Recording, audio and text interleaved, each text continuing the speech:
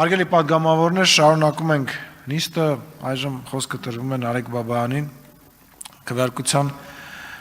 արդյունքները հայտնելու։ Շնորհակալություն, մեծարգո պարոն նախագահ, հարգելի գործընկերներ,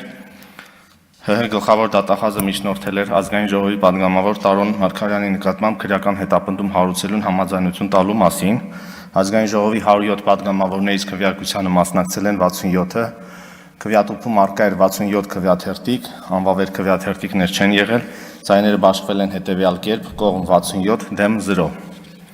Ինչպես նաև ՀՀ գլխավոր դատախազը միջնորդել էր ազգային ժողովի պատգամավոր Հովիկ Աղազարյանի նկատմամբ քրեական հետապնդում հարուցելուն համաձայնություն տալու մասին։ Ազգային ժողովի 107 պատգամավորներից քվեարկությանը մասնակցել են 67-ը, քվեատուփում առկա էր 67 քվեաթերթիկ, անվավեր քվեաթերթիկներ չեն եղել, ձայները բաշխվել են հետևյալ կերպ՝ կողմ 65, դեմ 2։